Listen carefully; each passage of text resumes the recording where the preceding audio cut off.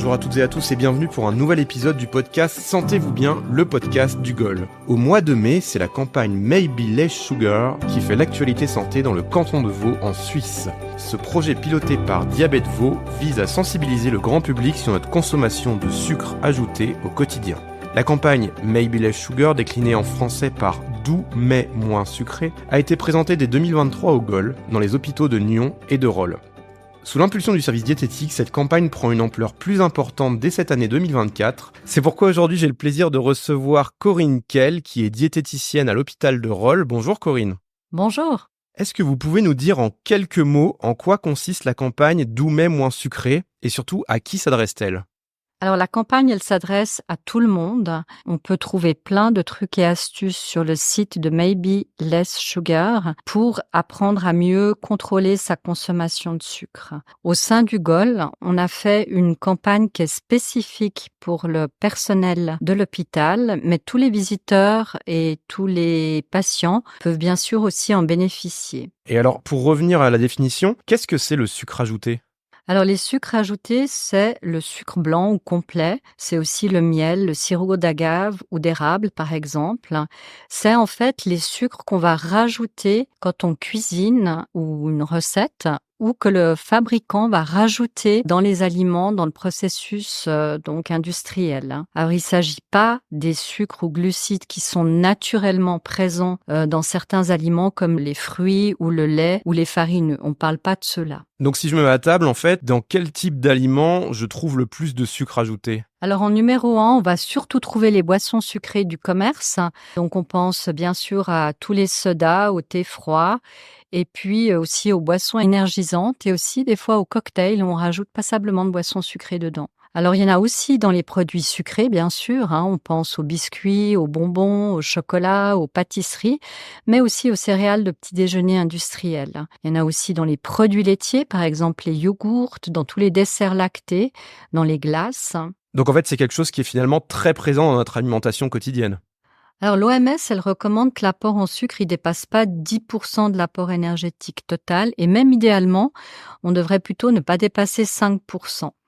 Alors, dans une enquête suisse, on a observé que plus de la moitié des femmes et des hommes avaient un apport en sucre qui était supérieur aux recommandations de l'OMS. Alors, si je retranscris ça de manière un peu plus concrète, une femme, par exemple, elle a besoin de 2000 calories par jour. Ça veut dire qu'elle devrait consommer au maximum 25 ou 50 grammes de sucre ajouté par jour.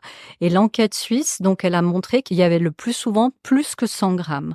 Alors, c'est quoi concrètement, si on parle en termes d'aliments? 50 grammes de sucre ajouté, c'est par exemple en demi-paquet de bonbons, donc ces petits paquets qu'on trouve aux caisses dans les magasins, et 2 lignes de chocolat, c'est-à-dire 8 carrés. Donc en fait, on voit que ça peut aller très vite, et particulièrement quand on consomme des boissons sucrées et des sucreries. Alors justement, pour toutes les personnes qui s'interrogent et qui souhaiteraient justement connaître leur consommation de sucre ajouté, le site www.maybeless-sugar.ch permet vraiment de calculer sa consommation de sucre ajouté de manière journalière. Et j'ai fait mon petit test par rapport à ma consommation de sucre hier.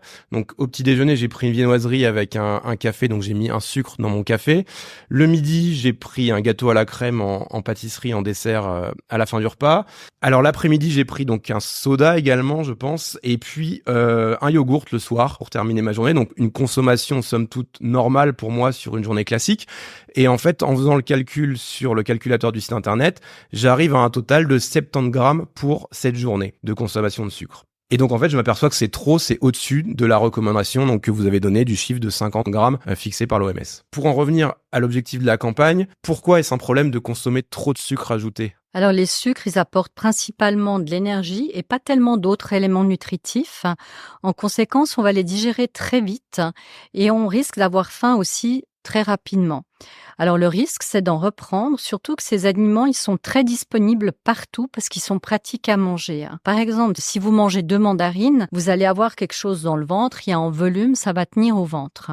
Par contre, si vous mangez 4 bonbons, vous allez les digérer très rapidement et vous allez avoir faim très vite. Et comme vous allez avoir faim, vous allez continuer d'en manger et vous allez faire comme la plupart de mes patients, ça veut dire terminer le paquet. Et comme les paquets sont de plus en plus grands, on va en manger de plus en plus. plus. Et donc avec potentiellement des conséquences sur sa santé. Effectivement, donc les risques sur la santé qui sont bien connus, c'est la prise de poids et les maladies qui en découlent, comme le diabète, les maladies cardiovasculaires, mais il ne faut pas oublier non plus les caries dentaires. Et l'autre risque, c'est de déséquilibrer son alimentation parce que ces aliments vont prendre la place d'aliments plus sains, comme par exemple les fruits, où on aura des fibres, des vitamines que tous ces produits sucrés n'auront pas.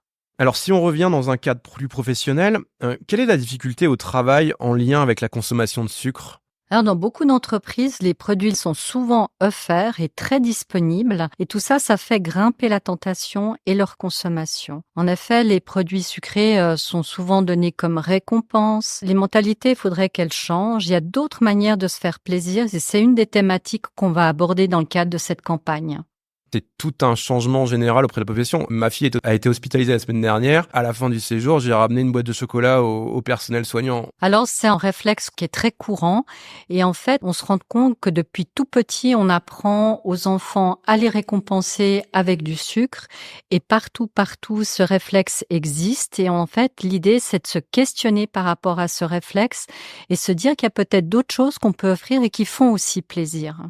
L'avantage de cette campagne au sein de l'établissement hospitalier cette année, c'est d'apporter un questionnement et de mettre le sujet sur la table auprès de nos collaborateurs et collaboratrices. Si on revient justement sur cette campagne 2024 au GOL, quelle est la démarche qui est proposée cette année à nos collègues ? En collaboration avec une équipe d'étudiants de la filière nutrition et diététique de la Haute École de Santé, on a débuté la campagne en évaluant les connaissances et en cherchant à définir de quoi auraient besoin nos collègues. Alors, qu'est-ce qu'on va faire au GOL pendant ces prochaines semaines ? Eh bien, on va mettre une affiche par semaine dans tout l'hôpital avec des thématiques en lien avec le sucre et des solutions pour améliorer et réduire sa consommation. Il y aura dégustation de produits du commerce sans sucre ajouté. Il y aura aussi des propositions de recettes et en bouquet final, on va proposer une collation au restaurant du personnel du GOL avec la présence des étudiants, avec une animation bien sûr autour de cette thématique.